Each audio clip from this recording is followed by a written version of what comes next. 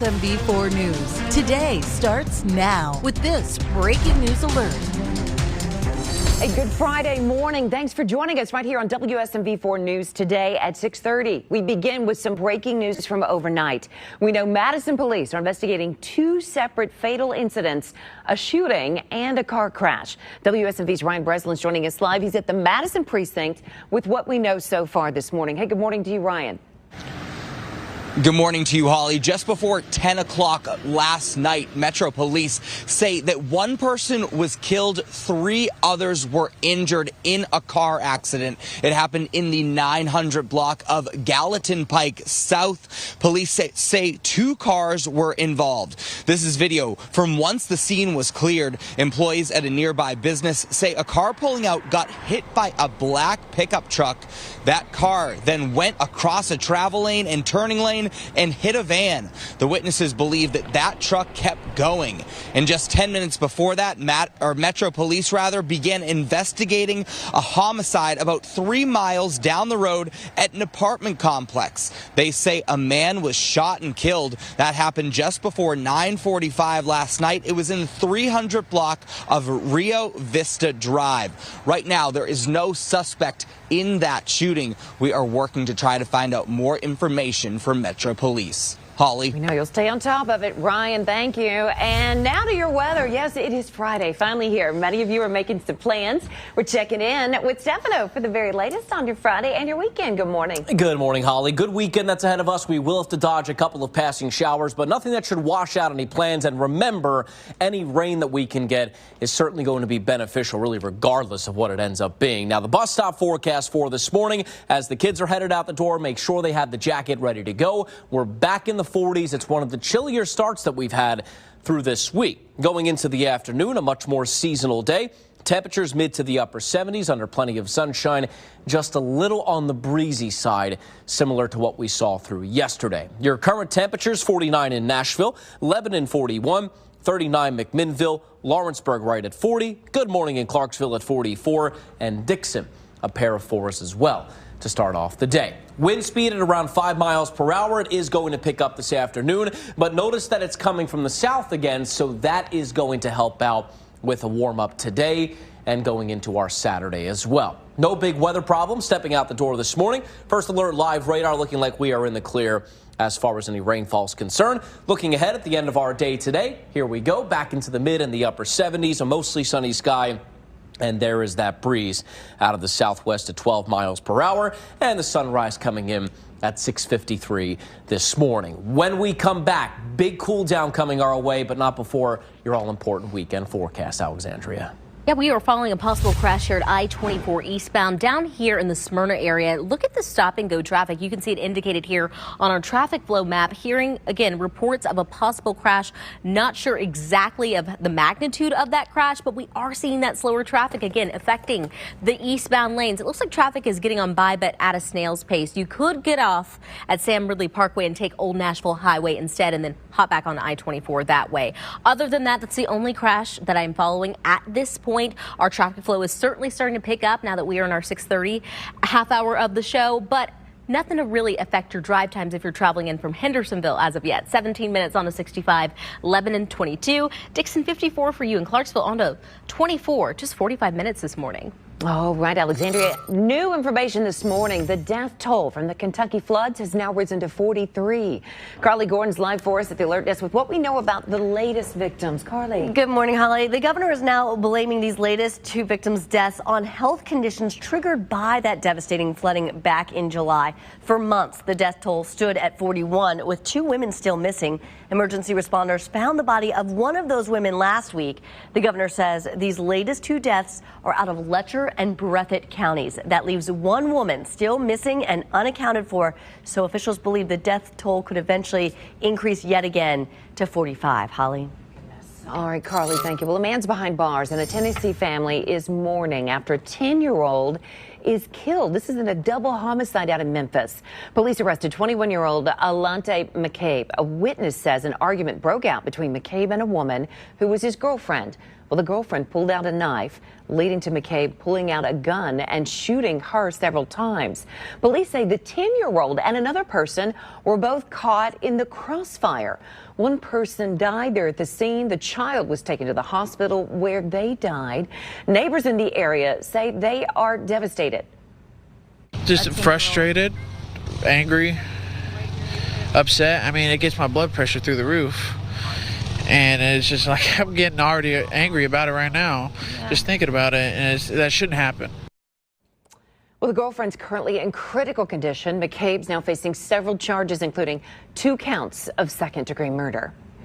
All right, we're at 6:35. We know the Better Business Bureau is warning Mid-Southerners about a new scam out there that they're seeing all over the country. Well, scammers are pretending to be with the Consumer Financial Protection Bureau. This is the first time the BBP has seen a rise in these types of scams. So far, 2 people have fallen victim in this region. An elderly woman lost $1,000 and a man whose identity was stolen. Messages from texts and calls are telling people they want a payout through the Consumer Protection Bureau. They're going to try to get you to pay an upfront fee. If you don't want to pay the fee, they will probably try to get aggressive with you, and they usually will even threaten to investigate you. If you pay the money, they'll keep coming back to you time and time again, wanting more money. Well, the BBB of Mid-South says this is not how a federal agency will reach out to you. You would be contacted by mail. They say if you get a call, the best thing to do is just disengage and hang up the phone. Monkeypox cases are on the rise here in Davidson County. We know Metro Health officials confirmed 8 new cases this past week. More than 150 people have now tested positive. That's for the year. But 120 of those have since recovered. There are vaccines available for anyone who's eligible. Metro Health has administered more than 1,000 doses so far. And thanks to inflation, you might have to pay more to see the doctor next year. Experts say most employees can expect to pay more for health insurance and out-of-pocket doctor's visits. Insurance premiums are usually set in advance and last 12 months, but there are new contracts. Hospitals are also seeing more patients who put off checkups during the pandemic. This means providers could push insurers to hike their reimbursement rates. Also this weekend, it's a big one. You can help in the ongoing fight against breast cancer. Tomorrow, communities will come together to walk in the Making Strides Against Breast Cancer 5K. This will be out at Nissan Stadium. WSMV will be media partners for this big event. We can't wait. Now, Marius and Tracy will help MC. We know the walk will start at 8 o'clock tomorrow morning. Also, we know our Marius Payton is part of Nashville's Real Men Wear Pink group this year. So he's wearing pink every day for the month of October. His goal is to raise $4,000 this year for WSMV4. If you would like to help to donate or learn more, just go to his Facebook page. That's Marius Payton, WSMV News. Hey, and let's talk about something fun here. We're talking about Halloween and a cool event that's happening this weekend as well. Boo at the Zoo. It's taking over the next 3 weekends. It's Friday, Saturday, and Sunday nights. The zoo will be decked out with fall-themed decorations and activities. They'll have nightly animal shows, the Monster Mash dance area, and of course, trick-or-treating. Tickets are $21 for everyone ages 2 and up if you want to check it out. All right, 6:38 for you. Here's what's ahead coming up in just a few minutes. Police are right now investigating after a number of packages go missing. That's after they were taken by a thief who appeared to be following behind an Amazon delivery driver. We'll tell you what Amazon is now doing to stop thieves like this and the options to protect your packages. We'll have that. And we are not the only ones in need of more rain. Other parts of the country need it too. We'll have an update on the dry conditions here in the mid-state and how much longer everyone's expected to feel the drought. And we're checking in with Stefano. And good morning, everyone. A little rain in the forecast for this weekend. Nothing drought busting for us, but we will take anything we can get. And beyond that rainfall, beyond the weekend, the big weather story is a big cool down coming our way next week. When we come back, we'll talk about just how cold things get with your full forecast.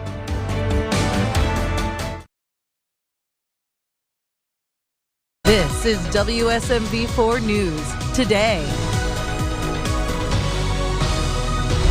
Good morning, and thank you for joining us here on WSMV 4 News Today. I'm Ryan Breslin. And I am Stefano DiPietro. We have some gorgeous weather starting out today. It's going to be a great weekend that we have on tap. But that big weather story that we want to talk to everyone about is that intense heat and humidity is about to return to the mid-state. So let me just give you a heads up on this. Tuesday and Wednesday, we've issued a first alert weather day for that heat and humidity combination that's going to make a comeback. Here are the rough details as of right now. Temperatures are going to work their way back into the mid-90s. Heat index values will be near, if not into the triple digits in some locations. We can still make some adjustments to this first alert days, so you'll want to keep checking back. But if you want to start thinking ahead now for the kids when they go back to school, not a bad idea. Hydration will certainly be key in the week ahead of us. Walking the dog, though, little Sophie here, so cute this morning. Goes for a nice long walk. Those temperatures getting into the 80s by the start of our afternoon. And we are starting with a decent amount of cloud cover, but we'll see some sunshine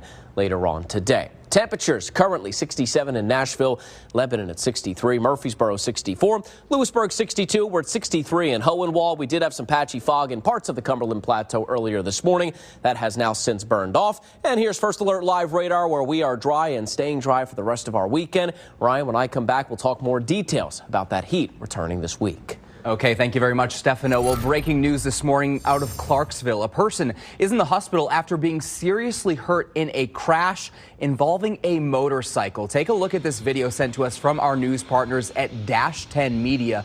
This wreck happened on Madison Street in Clarksville. The person driving the motorcycle was airlifted to a hospital here in Nashville. We'll continue to update you as more details come in. Well, right now, police are investigating an overnight crash in Nashville. It happened on Dickerson Pike near Piggly Wiggly. Police say one car was involved in that accident and a person is seriously injured. We are working to learn more from law enforcement. Landon, don't let me go home with this today, brother, please. The officers who shot and killed a man on the side of I-65 will not face charges. It's been 9 months since this happened. 9 officers fired at Landon Eastip. Eastip was hit 12 times. The district attorney cleared them yesterday, saying the officers were acting in self-defense, trying to get Eastip to give himself up. New body camera video and dash cam video shows Eastip pulling a box cutter out of his pocket, making officers believe he had a gun. The video also shows that 2 shots were fired at Eastip after he had already fell to the ground. The Eastip family's attorney says they're suing, saying officers used excessive force. The officers are trained, or they should be trained. The officers have policies, or there should be policies, that said that we're going to come up with other options rather than using deadly force.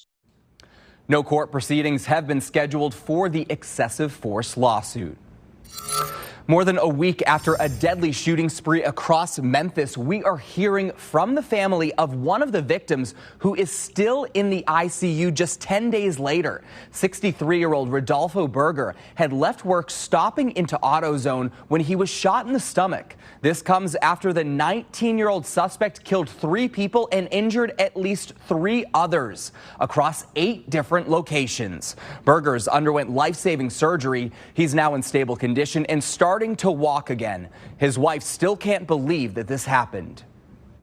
Who will do this to such a nice guy, a hardworking guy that, does anything for anybody? And it's hard to believe that somebody can have so much hate in their heart.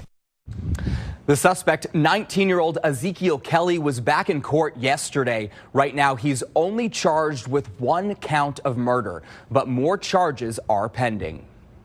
Monday, the man accused of kidnapping and murdering Memphis mother Eliza Fletcher will face a judge. Cleotha Henderson is expected to be in court at the beginning of the week. Henderson's DNA has also now been matched to another sexual assault case from back in September 2021.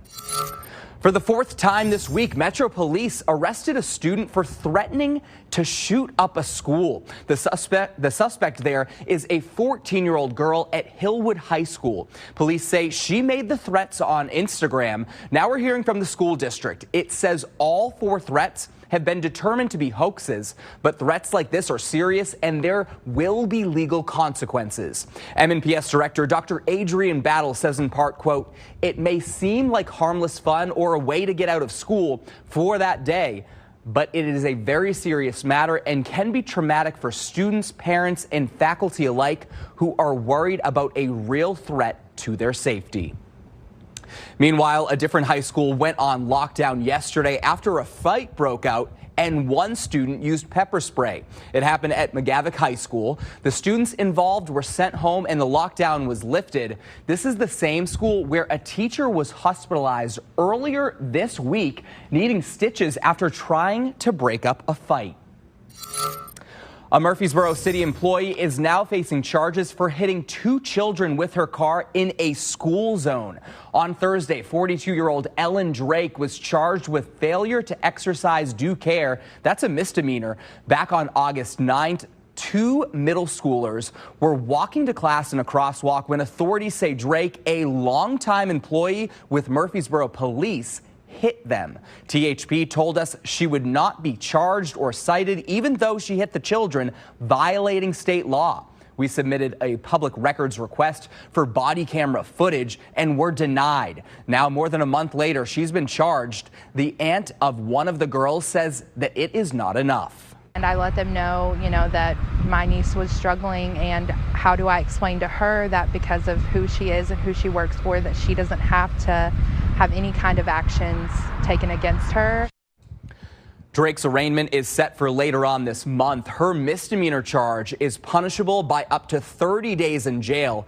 She still works for the city. Tonight, the Smyrna community will come together for a candlelight vigil, honoring a twice-daily store clerk who was killed following an armed robbery. Nick Patterson worked for the company for 9 years. 2 people, Canthony Williams and Catherine Taylor, have been arrested. Twice Daily held a fundraiser for the Patterson family called Fill Up for Nick, where 50 cents of every gallon purchased went to the family. 14,000 gallons of fuel were sold. Tonight's vigil is from 5 o'clock until 7 p.m. and will be held at Carpe Cafe.